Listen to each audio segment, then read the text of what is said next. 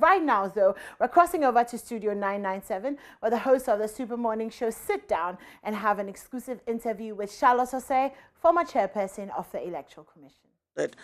And it was so real. We knew it was an exercise, but it was so real. You know, and they put you against the wall, stand up, lie down, do this, do that. After the exercise, I was like, hell no, this is, I wasn't born for this. So. You were scared you wanted to probably stop? Not scared enough to stop, but I think it just made the fears. It brought it really close.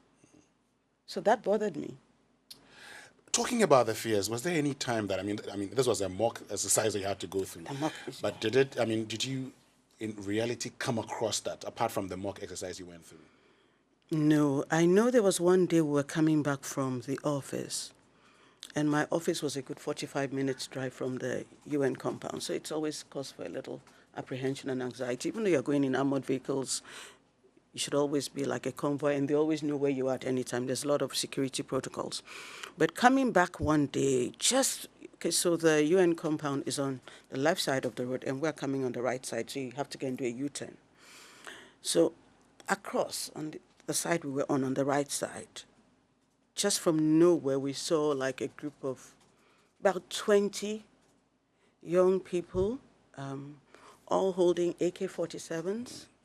They looked very scary. So I was like, what's going on? And the driver was, because I didn't see the driver reacting in any way, I didn't see him radioing. And he was like, oh, this is like a local gang. And I was like, and they are so armed? And he said, yes. And so they are walking in front of the car, so you don't know if they are going to stop us. And I'm like, well, in my mind, I'm thinking, well, we're close to the UN compound, so we can get reinforcement. Yes.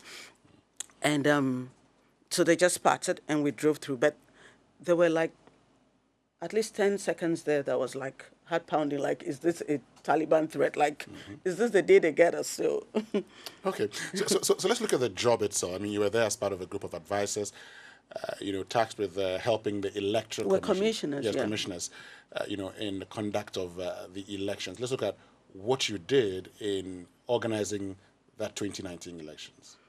No, so I was an international commissioner with the Electoral Complaints Commission. So there are two election management bodies in Afghanistan. There's the Independent Electoral Commission, the IEC, and then there's the ECC. So they put two international commissioners on each of the commissions to support the Afghan commissioners. So the mandate of the Electoral Complaints Commission, where I was that throughout the electoral cycle, so if someone had issues with registration, for instance, they could file a complaint. And then we would bring the IEC and say, this is the person's complaint, this is the evidence, maybe why were they not allowed to register, or maybe registration didn't go smoothly in their area. So, so you do that through registration, through the candidate nomination process. So any decisions taken by the IEC that affect either a candidate or a voter, they file the complaints, and the ECC adjudicates over those complaints. So it required working with the IEC and in a certain way also supervising aspects of the IEC's work. So normally when there's an electoral activity going to happen, we would announce the dates and the process for receiving complaints. Then we set up a procedure for going through the complaints. So there was a whole structure. People who would go through the complaints, assess it, make their notes, and then it travels up to the commissioners. And then we have to sit and give a decision and serve that decision on the IEC. And the IEC has a duty to comply with the decision. So if the IEC does not, the complainant also has the right to come back to us and let us know that the IEC did not comply, and then we can enforce it. Were there instances the IEC didn't comply? There were times when they were a bit slow and we had to go in. What were their concerns? Oh, I can't. I mean, it's varied. Varied. It's varied, yeah. Okay, so let's look at one of two things. I mean, we know what's happening in Afghanistan now, but while you were there, was there any time you felt Afghanistan was not ready for the elections? Was there any time you thought of probably, postponing elections to a later date? Oh, yes. there were long, long meetings and discussions between the IEC, the ECC, the international community, just trying to decide whether the security situation was stable enough to permit elections. The Taliban had made it clear that they were not for the elections. And some of the complaints we received was that in prior elections, people had made allegations that post-voting, if you were seen with the voting mark, fingers were cut off by the Taliban and all that. We were also concerned whether polling stations would be safe in some areas, because remember that even as of 2019, there were areas that were controlled by the Taliban. Sure. Sometimes when our staff, like our district heads, came to head office for meetings, they would complain to us about the security situation. Taliban were overrunning their districts. Taliban had set up roadblocks. So those concerns were always there. And 2019, before we had the elections, remember that the Trump administration had also started direct engagements with the Taliban. They had signed a deal with the Taliban that they were going to withdraw troops. It was not clear when, and I remember there was a certain period where the government was not even at the negotiations table. So we didn't know what was happening, and so there was pressure from the government side, go ahead with the elections, because they felt they needed the legitimacy to be able to join the negotiations if they were an elected government and negotiate on behalf of the Afghan people. But up until that time, it was between the Trump administration and the Taliban. Government was excluded. So there was pressure from that side to go ahead, from the political side, to go ahead with the elections. And we were concerned about the people. Was it safe enough for them to actually set up polling stations? Safe enough for them to have the elections? My honest personal view, no. I was quite worried that people would be sent out and they would be harmed. But you're part of a team, so you go. But the team wanted the elections to go ahead.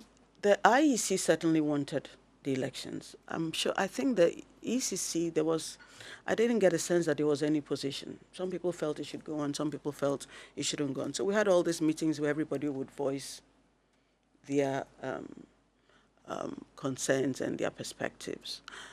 And a lot depended on security reports that we were all receiving and we were not in control of. So the decision was taken to go ahead with it. My guest this morning, Madam Charlotte Osei, who's joined us right here on the Super Morning Show. We have a conversation about her time in Afghanistan. Yeah. We'll come to the Electoral Commission briefly, but the time. Is that on the menu? Okay. I'm still thinking about it. Okay, I'll let you know shortly. But her time as part of a UN team of electoral commissioners to help organize elections in Afghanistan. We're trying to understand what the situation was in Afghanistan and lessons that we can learn. So when you look back, you've talked about Taliban. We'll get to, the lessons shortly. But how important was Taliban in all of this? Why did their decision not to support elections matter to you? It mattered because there was a war going on, and the Taliban were fighting the government and fighting the international community that was in Afghanistan to support the government.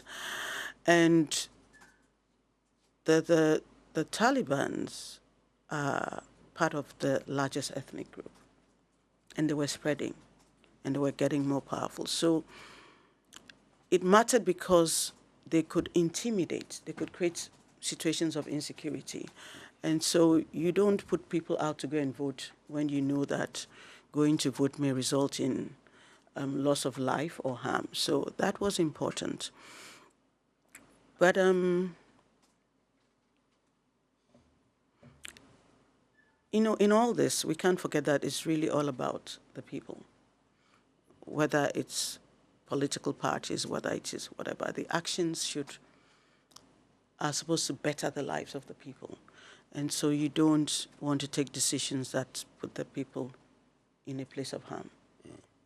How does it feel knowing that post-election Taliban is taking over the country? elected president fled out of Afghanistan? On a certain level, it's very surreal. It's very surreal. I was speaking to one of my friends who is still there yesterday, and I was asking, he's still on the UN compound, and he said, oh, we're being guarded internally. We always had the Gurkhas guarding us internally. He said, we're being guarded internally and externally by the Taliban. And it was very funny. The Taliban's are guarding? Yes, it was funny on a certain level because all the training they give you is to protect you from the Taliban.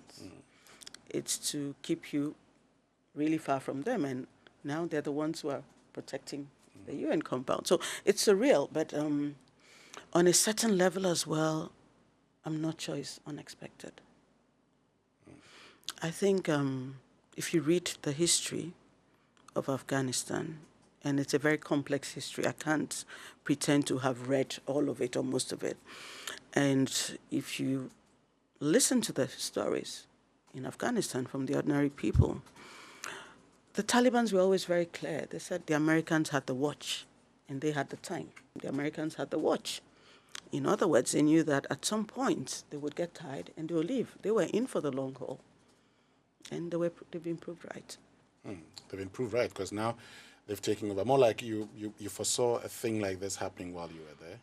I can't say that, but there were always concerns. Just watching the players, there were concerns.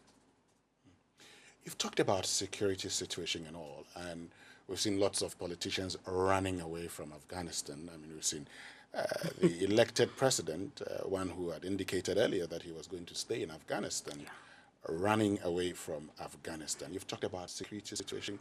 Let's look at the people of Afghanistan. I mean, once you were in there to organize elections, you may have heard the sentiments, the concerns that they had in there. Whenever you had a chance speaking to some of your colleagues who are Afghans, what do they tell you were their concerns, particularly with the regime? Okay, so first of all, the life of a UN commissioner in Afghanistan is very restricted. You cannot even roll down your car windows in traffic to buy anything or to speak to anyone. There were so many times Afghan colleagues, and Afghans are the most hospitable, incredibly sweet, incredibly generous, kind people. Really? Yes, and they would want you come home. And more than Ghanaians? Yes. Come home, and you could not go home because the security protocols just would not let you do that. They would have to, if an Afghan colleague wanted me to come for dinner, they would have to give advance notice. UN security would have to go to their house, check it out. And there were even times that they would tell us, you cannot go to the office this week, or we have to do this, we have to build another bunker. So it was a very security system, and for good measure. So in terms of engagement with ordinary Afghans, I just want to create the context. It's very limited.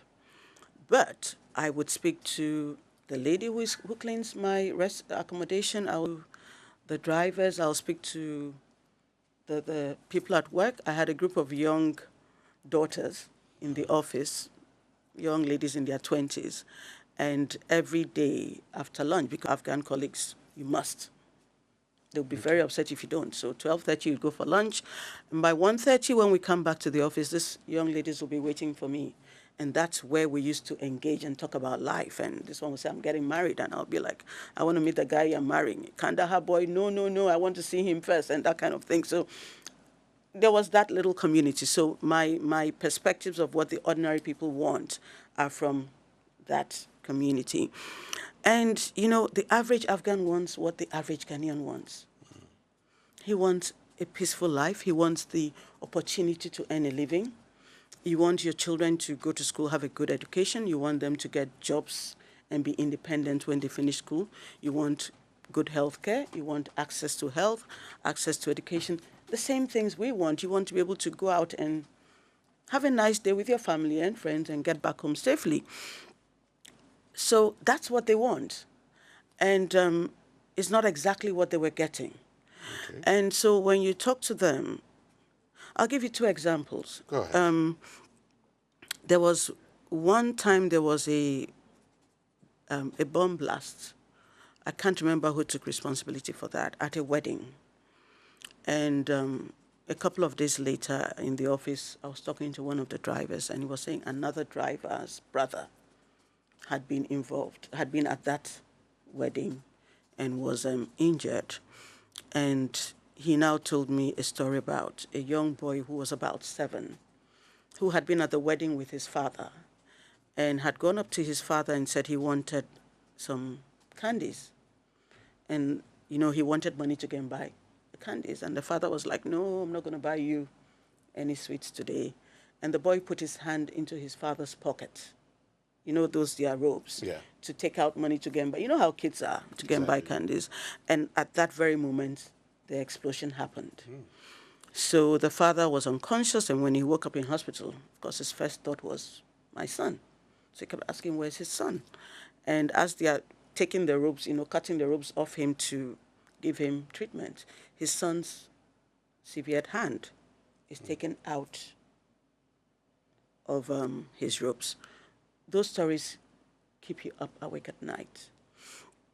There was another time that a security installation was bombed, and there was a school by it, and there were 2 siblings, a brother and a sister, who were killed in that blast. And the story later that came out was that the young boy had had his 7th or 8th birthday the night before. So there was a little celebration at home. So the following day, Mom wakes him up to go to school, and he's like, no, he doesn't want to go to school. Kids, he's tired. I don't want to go to that. I don't want to go. No, you have to go. So he goes off with his sister, and that's the last time the parents saw their children alive. So that's not what any parent wants. That's not what any citizen wants. And you could, when we had meetings with the political elite, you could see a total disconnect. When you talk to the people, they just did not feel that the political elite cared. Okay. And those ones were doing the usual, fighting turf, fighting for their positions and whatever, and the people were getting increasingly disillusioned. And so I remember there were times when I was speaking to one of the drivers, and he said, some of the youths who have joined the Taliban, when it's time for Eid, they come home. Okay. And they have Eid meals with their families, and then they go back after Eid and go back to the Taliban. So you could almost sense that there was something going on in terms of the structure of the society that would make the Taliban attractive to these young men. Great. I mean, I'll get back to you on something, Madam Charlotte Osei, but let me say that if you're just joining us this morning, we have Charlotte Osei joining us in studio. Many of you know her as former chairperson of the Electoral Commission, but she was also in Afghanistan as part of a team of electoral commissioners appointed by the UN to assist in the organization of elections in Afghanistan. And she's here telling us her experience in Afghanistan. Of course, Afghanistan is in the news now. She's telling us what she had to go through in Afghanistan. And you've just heard some persons having to who have joined the Taliban, coming home for aid and going back to join the Taliban. I mean, you started by talking about the situation in Ghana is just like the situation in Afghanistan when it comes to what the people want. Now, if you look at that and talking about the experience in Afghanistan where they had become disillusioned, there's a disconnect between the political elite and the people, do you see the same situation in Ghana? I see a lot of similarities, and I see a lot of lessons that we should be learning in Ghana. See, Afghanistan is one of the, in terms of the natural beauty of the country, it's one of the most beautiful countries I have ever been to. And I've been to over 40 countries. It's one of the most beautiful countries I've ever been to. There are places in Afghanistan that look, you wouldn't believe it's real. You'll think it's a postcard. Natural beauty. Okay. The geographic positioning of Afghanistan makes Afghanistan very important to most of the world's superpowers. The people of Afghanistan are incredible. They are extremely kind, extremely sweet, extremely generous.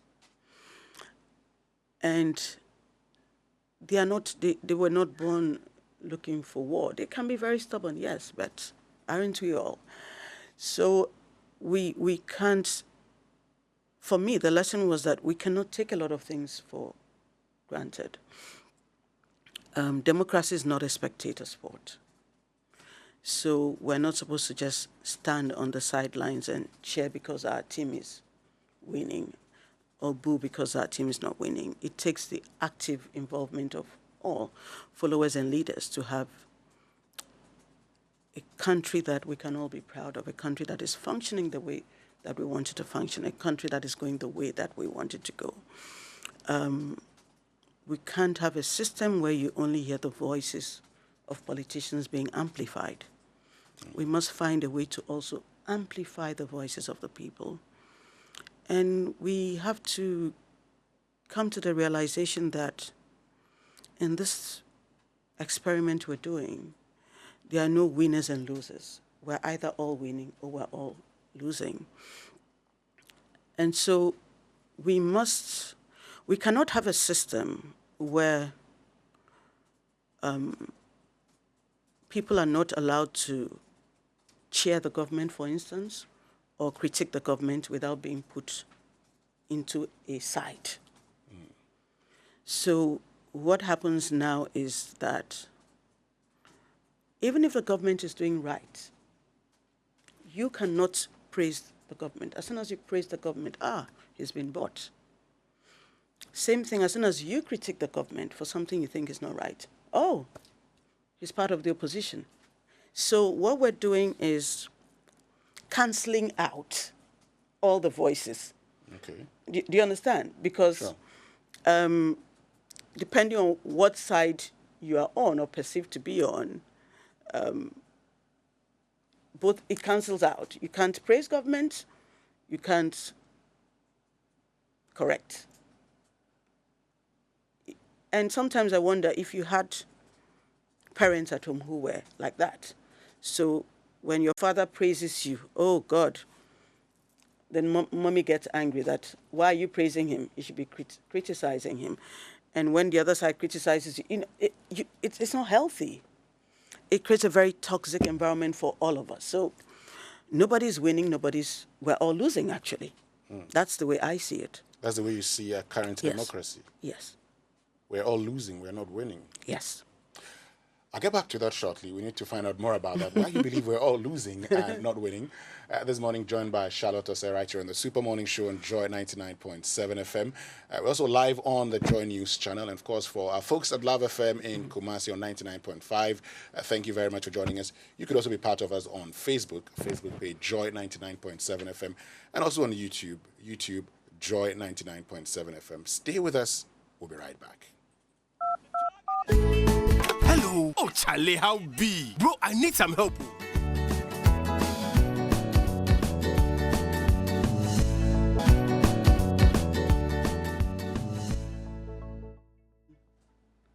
The democracy. Are we not carrying everyone along? That's not for me to make a judgment. But I get concerned when I hear a lot of ethnic stuff, divisions coming up. I get concerned that we are living in this country pretending as if everything is all right with our governance when there's a certain part of our country that is not represented in Parliament. You're talking about South. Yes, I think that should worry all of us every day. I get concerned when I hear a student being denied admission because of a religious belief or a hairstyle. I get concerned when I hear that a Muslim child in a school is not being allowed to observe their religious beliefs. Those things bother me because it's almost as if we keep pushing people out rather than bringing them in. We should be finding ways within our rules and our constitutions to accommodate beliefs, to accommodate faiths, to accommodate practices. I get concerned even with the gay lesbian thing and the way we're approaching it. Again, it seems to me it's very exclusionary rather than inclusive. How? Because when you legislate sin, it's very difficult. It's something that a group believes is a sin. To legislate sin, I don't know how you're not changing the person. You are legislating against the action. And in doing that, depending on the approach you take, you even make the person feel you are not good enough, you are not part of us. That bothers me. As a Christian, we're told to hate the sin and love the sinner.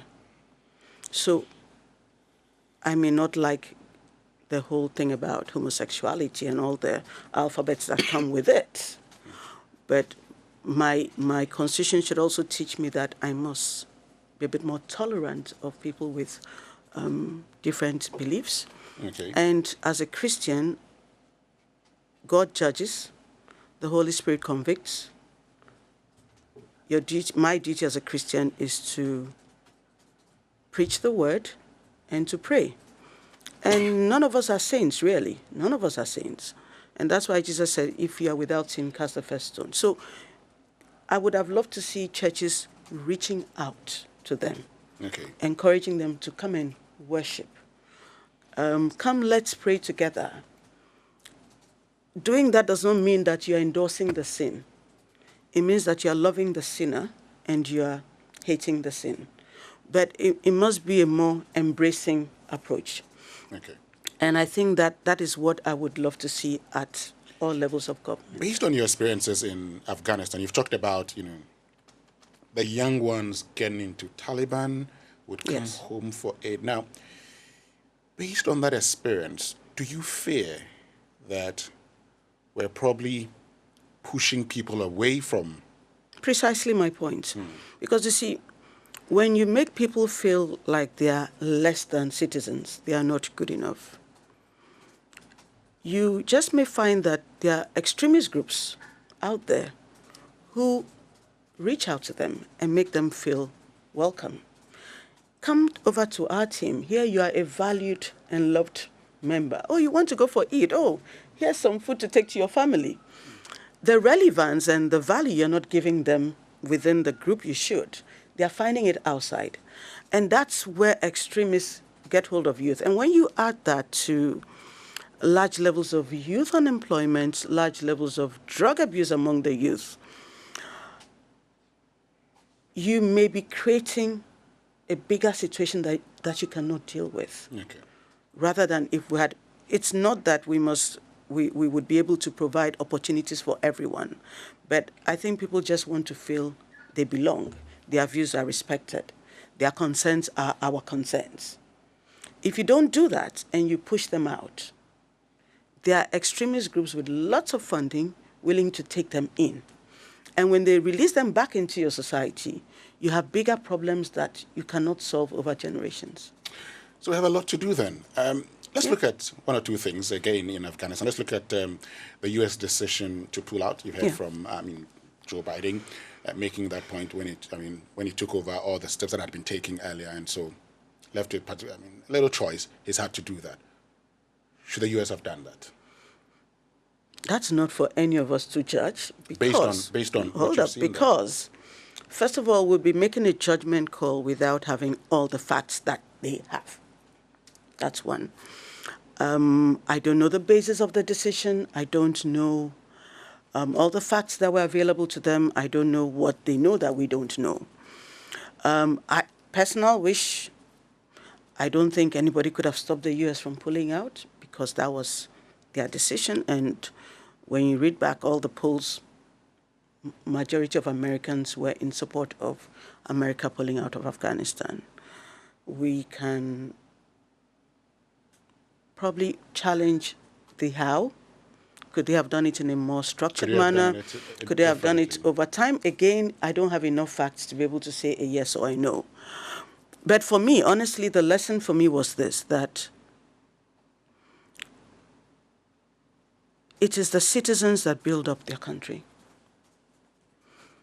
We have the responsibility to build our country. You can get the support and the assistance of the international community, but ultimately, it is up to us, the leaders and the followers, to build up this country. It requires good followership, it requires good leadership. And when you don't get involved and work at building up your country, what happens is you would find the planes, the international planes taking off, and your citizens hanging onto the wings of the planes. They'll be left on the tarmac. America, the American government has a primary duty to the people of America. We would like to see them do more globally, but that is a responsibility we are putting on them. Their duty is to their citizens vote them into office with expectations of what they should do for them. We as Ghanaians should be building up ours and not expecting that anyone owes us a duty to come and save us from ourselves. Okay. But personally, based on your experience there, would you have wanted to see the U.S. Army staying there a bit longer? I think it was time for the Afghans to wear their big boy pants and pull up and do the work they need to do, especially with the political elite. In engagements, there was always a sense of entitlement.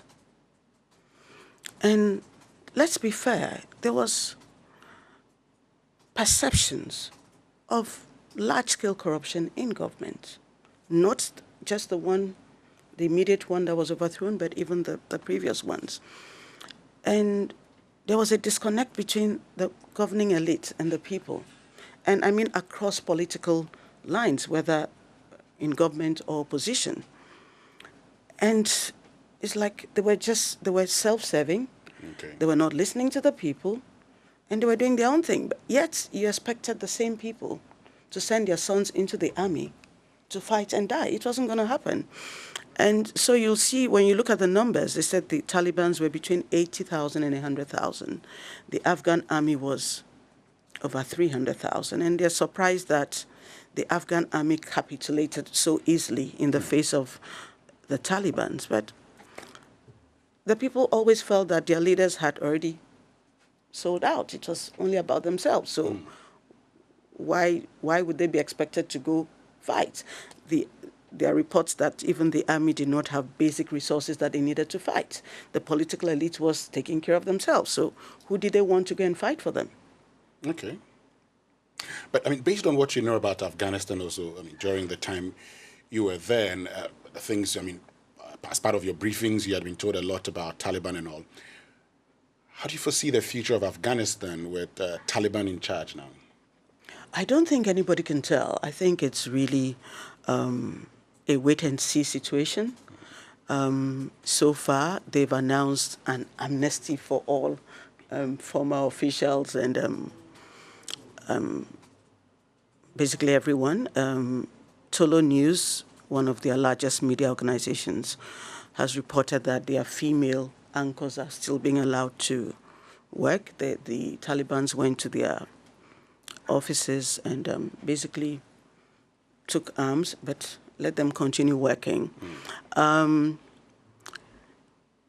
Initial indications is almost as if the Taliban this time want to play different. They want to show that they've changed. They are more moderate. And so they are doing this whole amnesty. They've announced they're not going to harass anyone. All Afghans should be allowed to go about their business. Okay. We would want to hope that that continues. But of course, there's massive concern for the women and the young girls of Afghanistan. They've also said that they will allow them to continue in school, which is a very big change from the Taliban's of 20 years ago. Okay. So we hope that long may this spirit of moderation and tolerance continue, but really it's a wait-and-see situation. Okay.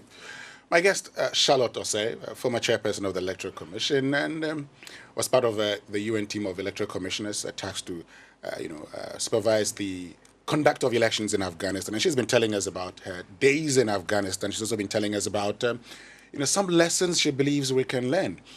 But what has karma got to do with calming down? Oh, there's some days you wake up and it's like karma is on steroids. Karma needs to take a chill pill, that's it. But coming from you, karma, please calm down small. Why? And it was at a certain time. At the time, we were talking about procurement issues. You were, I wasn't. We were, as a country, we're talking about it. In fact, our parliament was talking about it. Okay. So when the person accused of not doing right procurement says, karma, and we know what karma is. Calm down, small wine. You do know what karma is? Yes, I do know what What's karma karma? I'm coming. I'm asking you the question. I'm asking you the question. So that particular tweet, and I saw all the responses. That was funny. People saying, "As for me, I want karma to continue," and all of that. Why? Why that one? I mean, tell us. Now I have to justify my tweets to you. I don't think said, you have that power. Well, no, I don't have that power. But I know you were communicating something. Well, one of my Facebook followers, when we put out the promo for this show yesterday, he said I should not mention the word karma. I think I want to be guided by his advice. You've just mentioned the word karma. I know, I've preached. So now that you've mentioned karma, oh, don't tell us. I mean, because, we are building a nation. And we really need to be a bit more careful how we go about a lot of things that we do. When you talk about karma is the biblical equivalent would be what you sow is what you reap. Exactly. And we always look at it as if you sow corn, you would not reap beans. But we forget that if you sow one corn seed, you are not going to reap one seed. It grows into a plant, it produces a lot of fruit. So there's the principle of multiplication in everything that we do. And even our thoughts are seeds, our actions are seeds. And when you reap it, you reap in multiples. And that's why we should also be very careful how we manage certain situations. Because, this thing is like a roller coaster. That's just how life is. It's up and down, round and round. So we should be guided. And in being guided, that seed that was planted years ago. Well, we're all watching the harvest, aren't we? We're watching the harvest. I guess so. What was the seed that was planted years ago? Well, that's a book. Topic for another day, yes. Topic for another day. Yes. Okay. Somebody wants to know whether, we're talking about Kwekwajiman Menu at the time, health minister. You are, I'm not. No, and we, including, I was part of it actually. That's you. Yes, we're discussing it, and then that tweet comes in because Kwekwajiman. A little mischief is good for the soul. Oh, okay. Okay. I get it now. But I mean, on a personal level, when you look at all that has happened within that space, particularly the procurement of Sputnik V vaccines, Parliament has been investigating. I'm sure you may have followed a thing or two about the investigations. Does it end there? Should we end there? Well, it's not for me to say. Again, You're a citizen. Yes, I'm a citizen, and so I'm going to go back to the society that we're building for ourselves, the kind of nation that we're building for ourselves, and the recognition that life is really, it's never a plain. Life is a series of valleys and mountains. When you're in the valley, you don't get despondent, you don't get into a comfort zone. When you're on top of the mountain, you don't get cocky, knowing that the position may reverse, at any time. Now, one of the cardinal principles of the rule of democracy is the rule of law. The rule of law simply means that every citizen should receive the same treatment.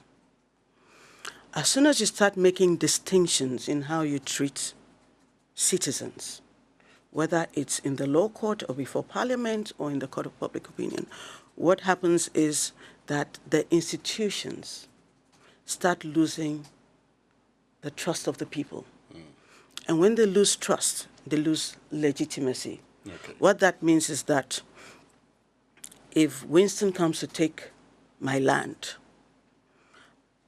rule of law requires that I should go to court to get justice because I have evidence to show the land is mine. If people go to court and because Winston is better connected or Winston is from this party or this ethnic group, and Winston gets justice that he does not deserve. The lesson now becomes that do not trust the justice system. So if Winston takes my land, I must find another way of getting justice. You understand? Yeah, so what this now breeds is a situation where you do not have trust in the structures and institutions of state, and then they lose legitimacy.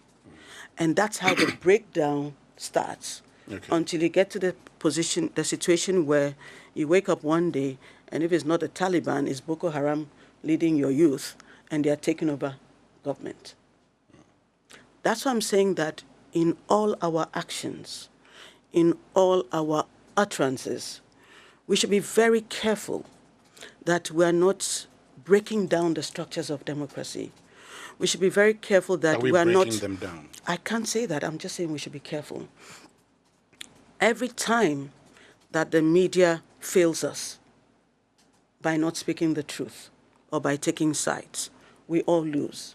Okay. Every time that Parliament or the judiciary acts in a way that makes people feel that this is not justice, we all lose, because we're chipping at those institutions of state and the trust that we should have in them.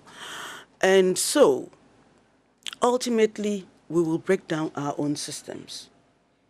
And when you don't have rule of law, what you have is chaos.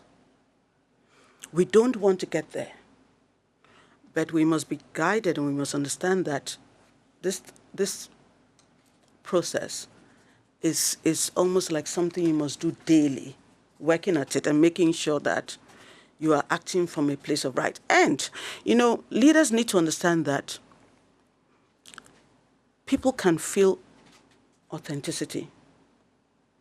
People know instinctively when politicians are just doing rhetorics, all sides, And the people who are on your side may cheer you on, but they also know that you're not being true to the law. You're not being true to the principles of justice.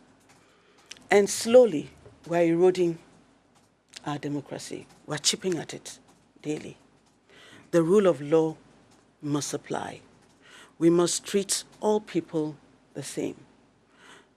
If the law is broken by Winston and we sanction Winston, when Kojo does the same thing, we must sanction Kojo.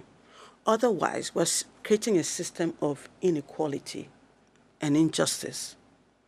And that is what happens, and then we're now in a global village. What that means is that tomorrow, the Taliban may decide that, there's a country called Ghana. They have gold, they have bauxite, they have oil. We want to be in on that, and start putting funds and supporting all the people you've pushed to the side. And they now feel that, this is now really our chance to get the kind of governance we want that makes us feel like we are citizens and we're in charge. Talking about Winston broke the law at the time, and we sanctioned him with the same law. And if Kojo does the same, we should sanction Kojo also. Someone will ask the question, so if we felt that Charlotte Osei violated procurement rules, how about Ajiman Menu? You have answered your own question. Next question, please. That's the feeling you have? I don't have any feeling. You answered the question. You asked and you answered. So I'm asking you, that's the feeling. Is that a feeling you have? The public can judge that better. Okay. Where were you on the 7th, 8th, and 9th of December 2020? At the beach. You didn't vote? No, I didn't. You didn't monitor the elections? No. Why? Why should I? Did you? I did. Yeah, that's part of your work. You were paid for it, weren't you? I am paid for that. Thank you. I'm only asking to find... I wasn't paid to monitor the elections. Okay. So I can't have time with my children at the beach. What's your problem? No, as a former chairperson of the Electoral Commission. Former?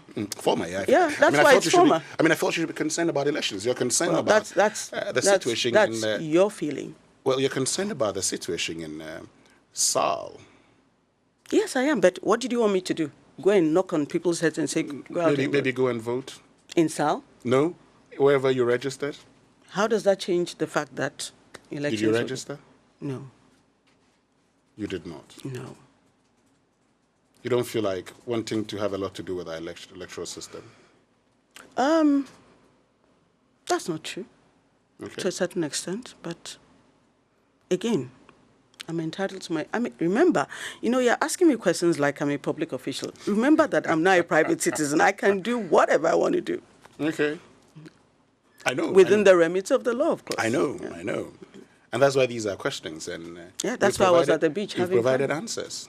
Thank you. I'm being nice today. You should be nice. No, I don't have to be. Not the should. I can be. Anyway, I don't have to be. Talking about being nice, we're wrapping up shortly. My guest, Madam Charlotte, and we'll wrap up on, some proposals that have come up, and I just want your view on this. Okay. The fact that, the chairperson of the Electoral Commission, her deputies having to go through parliamentary vetting before approval. What's your view on that? My view is that any policies or any reforms that widen the space, that creates new avenues for inclusiveness, that creates avenues for transparency, should be embraced.